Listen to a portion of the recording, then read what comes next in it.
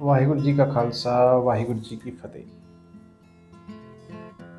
ਅੱਜ ਦਾ ਆਪ ਸਾਰਿਆਂ ਦਾ ਦਿਲੋਂ ਸਵਾਗਤ ਕਰਦਾ ਹੈ।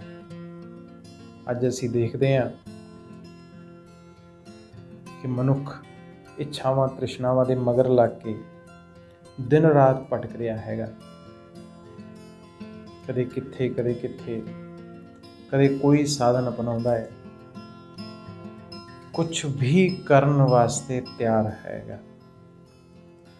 ਅਸੀਂ ਆਪਣੀ ਇੱਛਾਵਾਂ ਤ੍ਰਿਸ਼ਨਾਵਾਂ ਨੂੰ ਪੂਰੀ ਕਰਨ ਵਾਸਤੇ ਸਾਰੀਆਂ ਗੱਲਾਂ ਨੂੰ ਪਾਸੇ ਛੱਡ ਕੇ ਸਿਰਫ ਆਪਣੀ ਇੱਛਾਵਾਂ ਦੇ ਮਗਰ ਲੱਗੇ ਹੋਏ ਹਾਂ।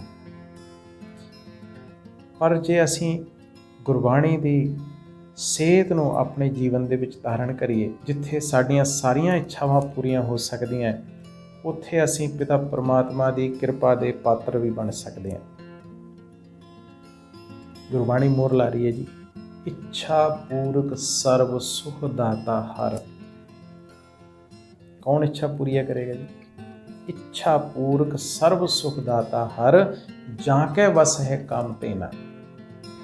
ਉਹ ਸਰਵ ਸ਼ਕਤੀਵਾਨ, ਉਹਦੇ ਵਸ ਦੇ ਵਿੱਚ ਸਾਰਾ ਕੁਝ ਹੈਗਾ। ਸੋ ਐਸਾ ਹਰ ਧਿਆਈਐ ਮੇਰੇ ਜੀੜੇ, ਤਾਂ ਸਰਬ ਸੁਖ ਪਾਵੈ ਮੇਰੇ ਮਨ। ਜੇ ਹੋਰ ਵਿਸਤਾਰ ਨਾਲ ਦੇਖੀਏ, ਉਹਦੀ ਆਰਾਧਨਾ ਦੇ ਨਾਲ, ਉਹਦੇ ਨਾਮ ਦੇ ਨਾਲ, ਉਹਦੀ ਪ੍ਰੀਤ ਦੇ ਨਾਲ ਅਸੀਂ ਸਾਰੀਆਂ ਇੱਛਾਵਾਂ ਨੂੰ ਪੂਰਨ ਕਰ ਸਕਦੇ ਹਾਂ। ਅੱਗੇ ਹੋਰ ਗੁਰਬਾਣੀ ਮੋਹਰ ਲਾ ਰਹੀ ਹੈ, ਸਗਲ ਸ੍ਰਿਸ਼ਟ ਕੋ ਰਾਜਾ ਦੁਖੀਆ, ਹਰ ਕਾ ਨਾਮ ਜਪਤ ਹੋਏ ਸੁਖੀਆ। ਸੁਖ ਦਾ ਆਧਾਰ ਕੀ ਹੈ? ਪਿਤਾ ਪਰਮਾਤਮਾ ਦੀ ਯਾਦ, ਉਹਦੀ ਸ੍ਰੇਸ਼ਟ ਮੱਤ ਤੇ ਚੱਲਣਾ, ਉਹਦੀ ਸ਼੍ਰੀਮਤ ਅਨੁਸਾਰ ਆਪਣੇ ਜੀਵਨ ਨੂੰ ਚਲਾਉਣਾ ਤੇ ਉਹਦੀ ਯਾਦ ਦੇ ਵਿੱਚ ਰਹਿਣਾ। ਸੁਖਮਨੀ ਸਾਹਿਬ ਦੇ ਵਿੱਚ ਆਪਾਂ ਰੋਜ਼ ਪੜ੍ਹੀਦਾ ਹੈ, ਰੋਜ਼ ਅਰਦਾਸਾਂ ਕਰੀਦੀਆਂ ਹੈ, ਤੁਮ ਠਾਕੁਰ ਤੁਮ ਪਹਿ ਅਰਦਾਸ, ਜੀਓ ਪਿੰਡ ਸਭ ਤੇਰੀ ਰਾਸ, ਤੁਮ ਮਾਤ ਪਿਤਾ ਹਮ ਬਾਲਕ ਤੇਰੇ, ਤੁਮਰੀ ਕਿਰਪਾ ਤੇ ਸੁਖ ਕਨੇਰੇ। ਅਥਾਹ ਸੁੱਖਾਂ ਦਾ ਮਾਲਿਕ ਸਾਨੂੰ ਬਣਾ ਸਕਦਾ ਹੈ। ਤੁਮਰੀ ਕਿਰਪਾ ਤੇ ਸੁਖ ਘਨੇਰੇ, ਕੋਈ ਨਾ ਜਾਣੇ ਤੁਮਰਾ ਅੰਤ, ਉੱਚੇ ਤੇ ਉੱਚਾ ਭਗਵੰਤ, ਸਗਲ ਸਮਗਰੀ ਤੁਮਰੇ ਸੂਤਰ ਧਾਰੀ, ਤੁਮ ਤੇ ਹੋਏ ਸੁਆਗਿਆਕਾਰੀ, ਤੁਮਰੀ ਗਤ ਮਿਤ ਤੁਮ ਹੀ ਜਾਣੀ, ਨਾਨਕ ਦਾਸ ਸਦਾ ਕੁਰਬਾਨੀ। ਉਹਦੀ ਕਿਰਪਾ ਦੇ ਨਾਲ, ਉਹਦੀ ਯਾਦ ਦੇ ਨਾਲ, ਹੁਣ ਜੇ ਮੈਂ ਉਹਦੀ ਯਾਦ ਦੇ ਵਿੱਚ ਆਪਣੇ ਹਰ ਕੰਮ ਨੂੰ ਕਰਾਂ ਤੇ ਕੀ ਹੋਏਗਾ? ਜਿੱਥੇ ਉਹ ਮੇਰਾ ਸਹਾਇਕ ਬਣੇਗਾ ਮੇਰੇ ਕੰਮਾਂ ਦੇ ਵਿੱਚ, ਉੱਥੇ ਦੂਜੇ ਪਾਸੇ ਉਹ ਮੇਰੀ ਸਾਰੀਆਂ ਇੱਛਾਵਾਂ ਨੂੰ, ਲੋੜਾਂ ਨੂੰ ਪੂਰੀ ਕਰੇਗਾ। ਇਤਿਹਾਸ ਗਵਾਹ ਹੈ, ਗੁਰੂਆਂ ਪੀਰ ਫਕੀਰਾਂ ਦੇ ਸਾਰੇ ਹਿਸਾਬ ਕਿਤਾਬ ਉਹਨੇ ਦੇਖੇ। ਉਹ ਜ਼ਿੰਮੇਵਾਰ ਬਣਿਆ, ਰਿਸਪੋਂਸੀਬਲ ਉਹ ਸੀਗਾ। ਪਰ ਅਸੀਂ ਕੀ ਕਰ ਰਹੇ ਹਾਂ? ਦੇਨਹਾਰ ਪ੍ਰਭ ਛੋੜ ਕੇ ਲਾਗੇ ਆਨ ਸਵਾਏ, ਦੇਨਹਾਰ ਪ੍ਰਭ ਛੋੜ ਕੇ ਲਾਗੇ ਆਨ ਸਵਾਏ, ਨਾਨਕ ਕਹੂ ਨ ਸੀਜੇ, ਬਿਨ ਨਾਵੇ ਪਤ ਜਾਏ, ਬਿਨ ਨਾਵੇ ਪਤ ਜਾਏ। ਸਾਡੀ ਸਥਿਤੀ ਇਹ ਬਣੀ ਹੋਈ ਹੈ।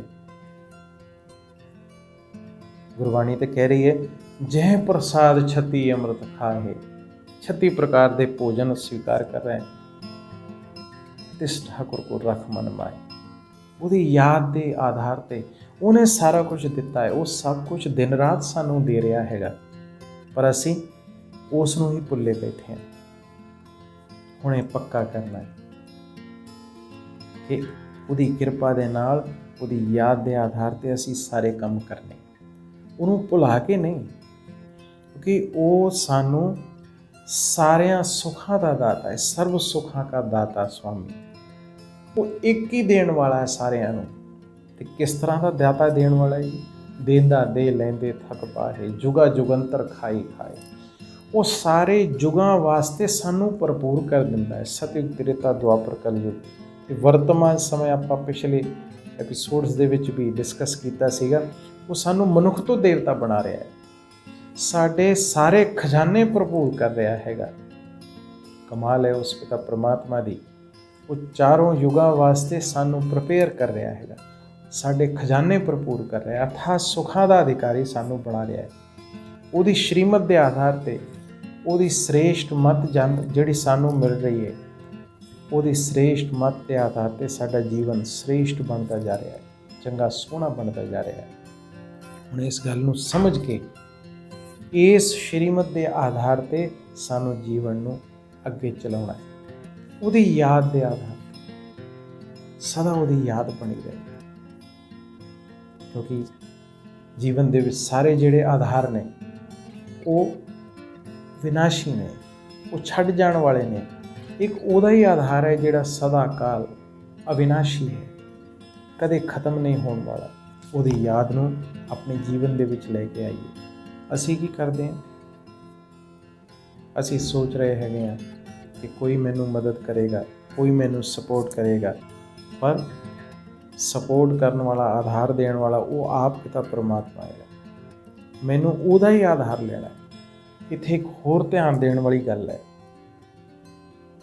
ਇਹ ਸਾਰੀ ਗੁਰਬਾਣੀ ਦੇ ਮਹਾਵਾਕ ਸਾਨੂੰ ਇਹ ਦਰਸਾ ਰਹੇ ਨੇ ਕਿ ਅਸੀਂ ਕਿੱਥੇ ਵੀ ਚਲੇ ਜਾਈਏ, ਪਰ ਸਾਡਾ ਨਿਸਤਾਰਾ ਉਸ ਅਕਾਲ ਪੁਰਖ ਪਿਤਾ ਪਰਮਾਤਮਾ ਨੇ ਨਹੀਂ ਕਰਨਾ ਹੈਗਾ। ਇੱਧਰ ਉੱਧਰ ਭਟਕਣਾ ਬੰਦ ਕਰੀਏ। ਭਵਿੱਖਬਾਣੀ ਕਰਨ ਵਾਲਿਆਂ ਕੋਲ, ਧਾਗੇ ਤਵੀਤਾਂ ਵਾਲਿਆਂ ਕੋਲ, ਬਣੀਆਂ ਮਸਾਣੀਆਂ ਤੇ ਇੱਥੇ ਤਾਂ ਪਹਿਲਾਂ ਹੀ ਸਾਨੂੰ ਵਰਜਿਤ ਕੀਤਾ ਹੈ ਜਾਣ ਤੋਂ। ਅਸੀਂ ਬਚਾ ਰੱਖੀਏ ਇਹਨਾਂ ਗੱਲਾਂ ਤੋਂ। ਸਿਰਫ ਆਧਾਰ ਉਸ ਪਿਤਾ ਪਰਮਾਤਮਾ ਦਾ, ਅਕਾਲ ਪੁਰਖ ਦਾ। ਉਹਨੇ ਮੇਰੇ ਖਜ਼ਾਨੇ ਭਰਪੂਰ ਕਰਨੇ ਨੇ, ਉਹਨੇ ਹੀ ਸਾਰੀਆਂ ਦਾਤਾਂ ਦੇਣੀਆਂ ਹੈ। ਭਟਕਣਾ ਬੰਦ ਕਰਕੇ ਸਾਰੀਆਂ ਗੱਲਾਂ ਤੋਂ ਛੁਟਕਾਰਾ ਪਾ ਕੇ, ਸਾਰੀਆਂ ਗੱਲਾਂ ਤੋਂ ਮੁਕਤ ਹੋ ਕੇ ਸਿਰਫ ਉਸ ਏਕ ਨੂੰ ਯਾਦ ਕਰਨਾ ਹੈ। ਇੱਕ ਦੀ ਯਾਦ ਦੇ ਆਧਾਰ 'ਤੇ ਆਪਣੇ ਜੀਵਨ ਨੂੰ ਬਹੁਤ ਚੰਗਾ ਸੋਹਣਾ ਬਣਾਉਣਾ। ਇੱਕ ਬੇਨਤੀ ਹੋਰ, ਜਿਹਦੀ ਪੂਰੀ ਉਹ ਅਕਾਲ ਪੁਰਖ ਨਹੀਂ ਕਰ ਸਕਦਾ, ਉਹਦੀ ਪੂਰੀ ਕੋਈ ਵੀ ਨਹੀਂ ਕਰ ਸਕਦਾ। ਨਾ ਕੋਈ ਤੰਤਰ ਮੰਤਰ ਵਾਲਾ, ਨਾ ਕੋਈ ਜੰਤਰ ਵਾਲਾ, ਨਾ ਧਾਗੇ ਤਵੀਤਾਂ ਵਾਲਾ। ਸਿਰਫ ਉਹਦਾ ਆਧਾਰ ਹੀ ਮੈਨੂੰ ਪਾਰ ਉਤਾਰਾ ਕਰ ਸਕਦਾ ਹੈ। ਗੁਰਬਾਣੀ ਵੀ ਮੋਹਰ ਲਾ ਰਹੀ ਹੈ ਤੇ ਅਸੀਂ ਦੇਖਦੇ ਵੀ ਹਾਂ। ਸਾਨੂੰ ਰਹਿਤਨਾਮਿਆਂ ਦੇ ਵਿੱਚ ਵੀ ਸੁਚੇਤ ਕੀਤਾ ਹੈ ਕਿ ਜਾਗੋ, ਸਾਰੀ ਗੁਰਬਾਣੀ ਨੂੰ ਆਪ ਪੜ੍ਹੋ, ਉਹ ਗੁਰਬਾਣੀ ਨੂੰ ਜੀਵਨ ਦੇ ਵਿੱਚ ਢਾਲੋ, ਆਪਣੇ ਜੀਵਨ ਨੂੰ ਗੁਰਬਾਣੀ ਅਨੁਸਾਰ ਬਣਾਈਏ। ਜਦੋਂ ਸਾਡੇ ਕੋਲ ਦਾਤਾਂ ਆਉਂਦੀਆਂ ਫਿਰ ਦਾਤਾਰ ਵਿਸਰ ਜਾਂਦਾ ਹੈ।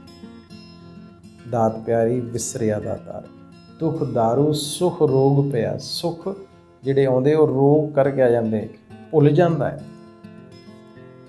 ਅੱਗੇ ਤਾਂ ਇੱਥੋਂ ਤੇ ਹੀ ਗੁਰੂ ਸਾਹਿਬ ਕਹਿ ਰਹੇ, ਪਰਮੇਸ਼ਰ ਤੇ ਭੁੱਲਿਆ ਵਿਆਪਨ ਸਭੈ ਰੋਗ। ਤੇ ਸਾਨੂੰ ਇਸ ਗੁਰਬਾਣੀ ਦੀ ਸੇਧ ਨੂੰ ਆਪਣੇ ਜੀਵਨ ਦੇ ਵਿੱਚ ਧਾਰਨ ਕਰਕੇ ਸਦਾ ਉਹਦੀ ਯਾਦ ਦੇ ਵਿੱਚ ਰਹਿਣਾ। ਉਹ ਮੈਨੂੰ ਪ੍ਰੋਟੈਕਟ ਕਰ ਰਿਹਾ ਹੈ। ਇੱਥੋਂ ਤੇ ਹੀ ਉਹ ਰਿਜ਼ਕ ਦੇ ਰਿਹਾ ਹੈਗਾ।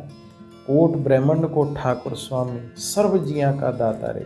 ਪ੍ਰਤਪਾਲੈ ਨਿਤਸਾਰ ਸੰਭਾਲੇ, ਇੱਕ ਗੁਣ ਨਹੀਂ ਮੂਰਖ ਜਾਤਾ ਰੇ। ਉਹ ਸਾਨੂੰ ਸ੍ਰੇਸ਼ਟ ਮਤ ਦੇ ਕੇ, ਚੰਗੀ ਮਤ, ਮਤ ਮਾਨਾ ਸੋਝੀ, ਉਹ ਸ੍ਰੇਸ਼ਟ ਮਤ ਦੇ ਕੇ ਸਾਡੀ ਗਤੀ, ਸਪੀਡ ਨੂੰ ਵਧਾ ਰਿਹਾ ਹੈ, ਸਾਡੇ ਪੁਰਸ਼ਾਰਥ ਦੀ ਸਪੀਡ। ਅਸੀਂ ਅੱਜ ਦੇ ਟਾਈਮ ਸਟਕ ਹੋ ਗਏ ਹਾਂ, ਸਾਡੀ ਗੱਡੀ ਰੁਕੀ ਹੈ। ਅਸੀਂ ਦੁਨਿਆਵੀ ਸਾਰੇ ਕਾਰੋਬਾਰਾਂ 'ਚ ਫਸ ਕੇ ਆਪਣੇ ਜਿਹੜੇ ਰੀਅਲ ਕਾਰੋਬਾਰ ਨੇ ਉਹਨਾਂ ਤੋਂ ਬੇਮੁਖ ਹੋ ਰਹੇ ਆ। ਤੇ ਆਪ ਅਕਾਲ ਪੁਰਖ ਪਿਤਾ ਪਰਮਾਤਮਾ ਵਰਤਮਾਨ ਜਿਹੜਾ ਟਾਈਮ ਚੱਲ ਰਿਹਾ ਹੈਗਾ, ਇਸ ਟਾਈਮ ਉਹ ਆਪ ਧਰਾ ਦੇ ਉੱਪਰ ਆ ਕੇ ਸਾਨੂੰ ਇਹ ਸਾਰੀ ਸੋਝੀਆਂ ਦੇ ਰਿਹਾ ਹੈਗਾ। ਜਿਹੜੀ ਗੁਰਬਾਣੀ ਸਾਨੂੰ ਸੇਧ ਦੇ ਰਹੀ ਹੈ ਕਿ ਉਹਦੇ ਆਧਾਰ 'ਤੇ ਸਾਰੇ ਸੁੱਖ ਨੇ।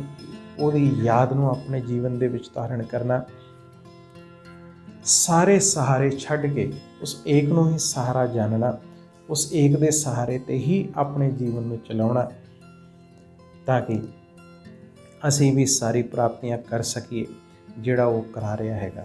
ਆਪਣੇ ਜੀਵਨ ਨੂੰ ਭਰਪੂਰ ਬਣਾਈਏ ਉਹਦੀ ਯਾਦ ਦੇ ਆਧਾਰ 'ਤੇ। ਇਤਨੀਆਂ ਕੁ ਬੇਨਤੀਆਂ ਪ੍ਰਵਾਨ ਕਰਨਾ ਜੀ। ਹੋਈਆਂ ਭੁੱਲਾਂ ਚੁੱਕਾਂ ਦੀ ਖਿਮਾ। ਸਾਰੀ ਗੱਜ ਕੇ ਫਤਿਹ ਬੁਲਾਓ। ਵਾਹਿਗੁਰੂ ਜੀ ਕਾ ਖਾਲਸਾ, ਵਾਹਿਗੁਰੂ ਜੀ ਕੀ ਫਤਿਹ।